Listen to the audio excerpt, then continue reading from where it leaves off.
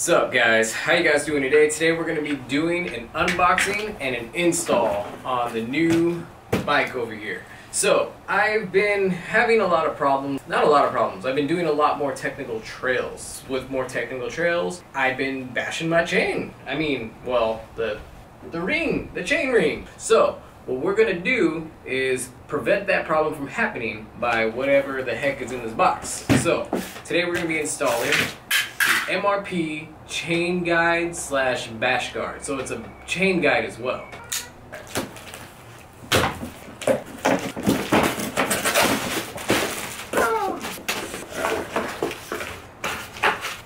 So here it's in the box. Alright.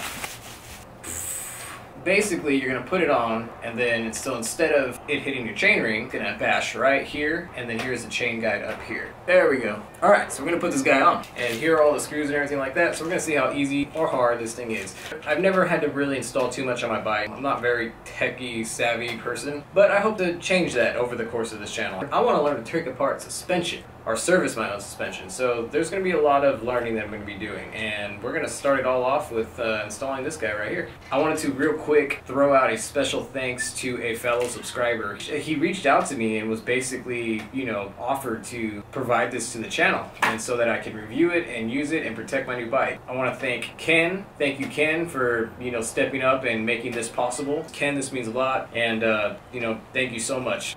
Without Ken, this would not be possible. Alright, so what I've been told is that you don't actually have to take off the crank in order to put this thing on. They left it open right here, so that's huge, because I don't possess all the tools to actually take off the crank at this point in time. Really weird, they sent me the instructions, and the instructions actually say you need a crank removal tool.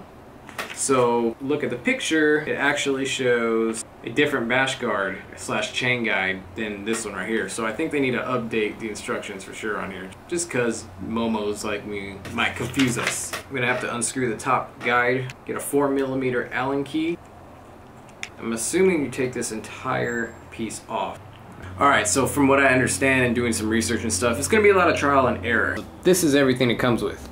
So for guys like me, I'm like, okay, do I use all that stuff? What do I do with it? But from what I understand now, I'm gonna be using these small ones right here. It's gonna be a lot of trial and error with the spacers, because you wanna get the upper chain guide right in the middle. And once you're finished and you got it and you think you got it, you wanna run through all your gears to make sure you got that thing on right. So what I'm gonna do is I'm gonna literally put on the chain guide the way it is with no spacers to kind of give me an idea where I'm at. This is what I'm talking about. So I put it on and I can already see that the chain is far to the right of the chain guide. So I'm going to want it to go this way more. So I'm going to try to experiment with 2 spacers and see where that gets me. Well, I can already say this thing is tough. Alright guys, so when it comes to the spacers, what you're going to want to do is that this is what it's going to look like. You're going to put in the bolt, you take the spacer, and you're going to put it in between the back plate and your frame. So this is the front, and you put them in the back. So I'm going to put in 2. Alright guys, what I've done is I've actually put grease on the other side of the bolts so that they will hold the spacers in. Because when you go to put it on, you know, you're going to have to like, if you okay, so imagine you put a bolt in and you're trying to put the spacers on the other side, they could fall, it could just be kind of a messy, frustrating situation. So best way to do it is to find a way so that they stick. I put some grease on the other side, so I'll show you guys right now what I did. I have one more left. We're gonna put it through right here, take some Park Tool grease, put it on like so, just kind of coat it a little bit, kind of make it kind of chunky so it'll stick, and you're gonna put one washer, and then you're gonna put on the other, and kind of just get it all kind of lathered up a bit. And now it should stay. I'm gonna actually, this one's actually being a little bit finicky. I did the other 2 already. So if I go this way, all of them should fall out with the washers. They're stuck. So almost success. Alright guys, so after some tinkering, I'm thinking I need to go with 3. Hopefully the grease will hold all 3 of them in and make it an easy install. I put the bolt in and I put the 3 spacers on top, and I put grease all in the bolts and the spacers to keep it sealed together. So let's see if we can get this on, and let's see if it'll fit just right now. You want to really be able to move this around, so barely tighten it. Get it in the hole. Probably turned it maybe a turn and a half or 2. From what I understand, you kind of want this thing to be sticking straight up, which is kind of hard for me to tell because my bike's on a bike stand, so I can't tell if it's straight up or not. Let's go with trying to make it perpendicular or in line or flush with the seat tube.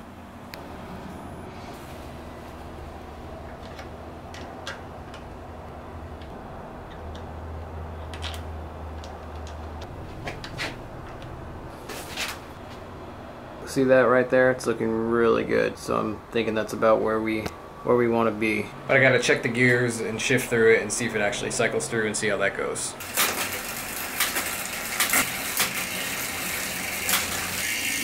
Alright, that's looking maybe like it's okay. It's kind of a weird echo in here, so it kind of sounded weird when I shifted a couple times, but I'm just gonna attribute it to it being echoey here, and maybe that's just I'm not used to hearing that sound because it seemed like it shifted pretty okay, pretty good. So now I'm gonna tighten it down. I'm gonna do 5 Newton meters. Yeah, so it's 5 to 7 Newton meters for carbon frame, so I'm gonna go 5. So we're gonna try that out. Might have to do some adjustments on the trail depending on how it shifts. I'm gonna go test it out right now and we'll see what happens. But here is final product. I think it looks pretty cool, if I do say so myself. Straight on protection right here, but I guess, no, that protects the whole ring. Because if you think about it, even if it hits here, it's not gonna hit the ring. It'll scrunch up right there, so you're good. So you got all kinds of clearance now, or I got all kinds of clearance now. Thank you, MRP. Just to clarify, this is the MRP V2 Chain guide / bash guard. I swear I didn't even tell her to do this. She just got a screw and is trying to put it in. A little smart little 2-year-old. Good job, honey. You're impressing daddy every week. Gotta put another one in there. Heck yeah. Gotta install that stuff. Huh? Yeah, put it in. Did you get it in there? Did you put it on right? Double check it. Check the tension. All right, so if you're a visual person, the directions suck. I mean, they were horrible. Like, they need to really legitly make them for people that are dumb like me. The pictures that the instructions come with isn't even the same model. Like, it's the model where you have to take off the whole crank, and it's just kind of confusing. So I thought that was my really big gripe about the installation process. And also, get like a bin so you can keep all your bolts because, oh my gosh, I was spent like 20 minutes looking for one. All right, guys, there was a couple more things I wanted to let you guys know about the MRP chain guide that I forgot to let you know. Well, first, I wanted to show you guys how it adjusts, because it adjusts from, I think, like a 28 tooth to a 32 tooth. Mine's a 32, so here it is right here. So this whole piece right here can move up and down, and if you see the 32 right there. It's also available in carbon as well. I got the aluminum version because I believe the carbon version weighs like 92 ounces or something like that, and then this one, the aluminum one, weighs like 110, so you're only like saving like 15 to 20 like grams or ounces or whatever it was. It was something so minute. I didn't feel like spending like an extra like $50 just to save like maybe 15 to 20 ounces or grams. I forgot what it was, but I'll check it. All right, so by the way, this is going to be the garage that I'm standing in right now. It's going to be where I'm going to build the future studio / whatever workshop that I'm going to be doing. So hopefully everything will be taking place in here. So as you can see, there's crap everywhere. So right now, mission number 1 is to get out as much stuff as I can. Like, I got a refrigerator and I got all kinds of stuff that I'm just going to try to sell, hopefully for as much as possible. So this is going to be where in the future where we'll be doing future installs and everything like that. Just wanted to show you guys that real quick, and all our junk. So here it is again. So I wanted to show you guys the last look of it on the bike.